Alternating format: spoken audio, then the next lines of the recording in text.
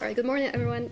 Today I would like to present the collaborative project between the Organization for Identity and Cultural Development and the director, Dr. Bruce White, our co-author, Dr. John Wilson from Metropolitan Police, and myself.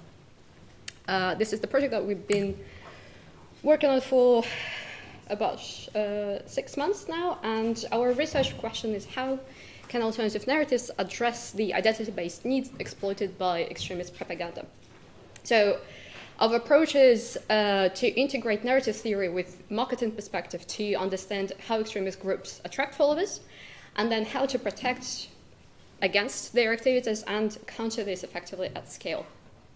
The current status of the project is ongoing, as I said.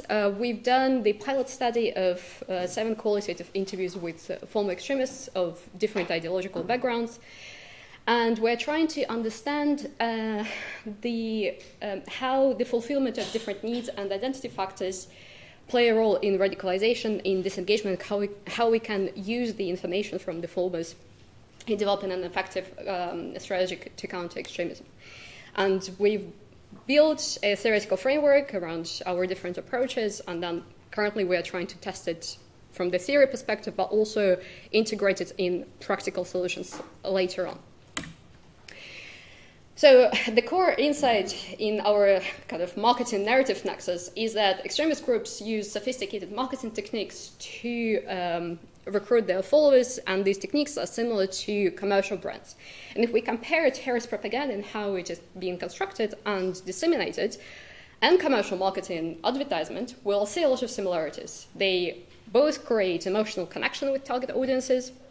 They use narrative storytelling to allow the consumer get immersed into the imaginary world and align their identity with the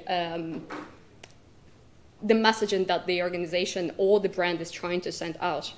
They promise the identity fulfillment. They give the consumers, the target audience, this idea that they could fulfill their identity needs by being part of the organization, or by consuming the products that the brand is promoting. And through this identity fulfillment, through emotional connection, they build brand loyalty, and it's easier then for them to encourage a person to act on the needs of the organization or the brand.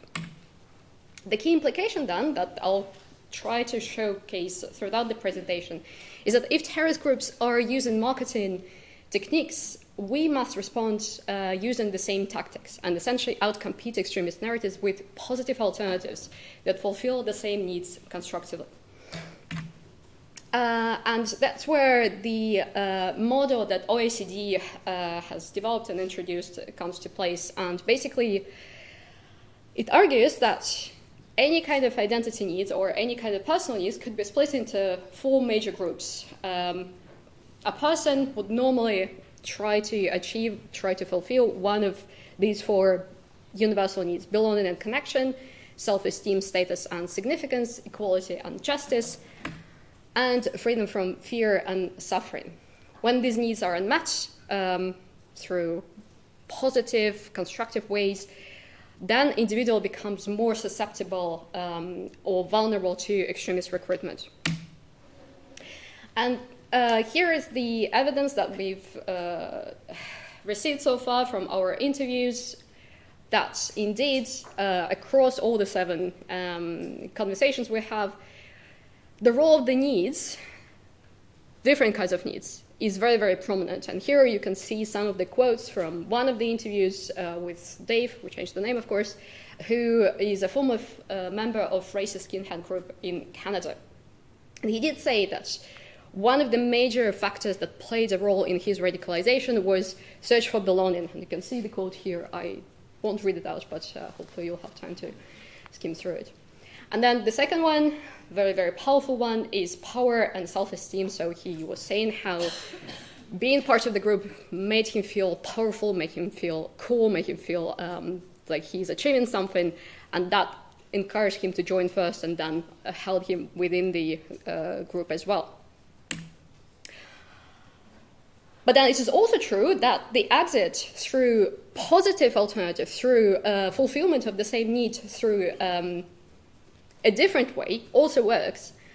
When Dave got married, when he found a family in the face of his wife's family, when he felt like he was included in this family, he got this new connection, this new belonging, he felt like he doesn't need this organization he was a member of anymore, and he felt motivated to leave and disengage.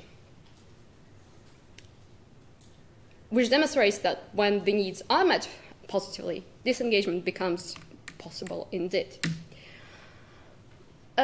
Across all the interviews we've done so far, we've identified several key findings and ideas that hopefully we will be able to confirm further on.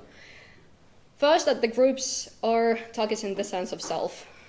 They make an individual feel that their identity is under threat, that the way how they could fulfill their major universal needs is only by being part of this organization. Only this organization is able to address your identity needs, is able to give you what you're looking for, this belonging, connection, self-esteem, etc. So essentially it narrows down a person's options to fulfillment and achieving these needs by only being a member of this organization. And it promises elevated status and purpose as well. The groups are also relying on emotional manipulation, probably not a big surprise here.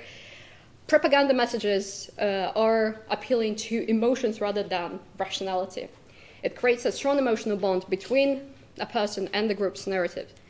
And through that, it suspends a person's rational judgment through narrative and emotional transportation. So a person creates this positive image of themselves through being a member of this organization. They see that they could be part of this group and they could be the version of themselves they're happy about, and therefore the rational ideas of that being a member of a terrorist organization dangerous, immoral, etc.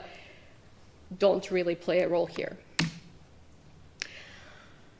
And then the key conclusion so far is that, first of all, and that in a way resonates with the keynote speech that we had by Professor Paul Gill earlier, is that ideology may play a role, but rather than seeing it as a main motivation, it may be more productive to see it as a packaging, if we're using the marketing metaphor again.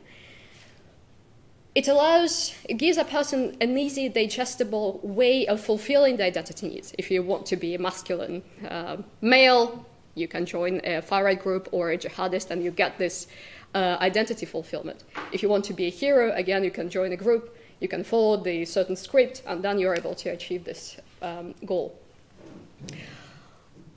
All interviewees so far demonstrated that these identity-based factors and needs drove engagement.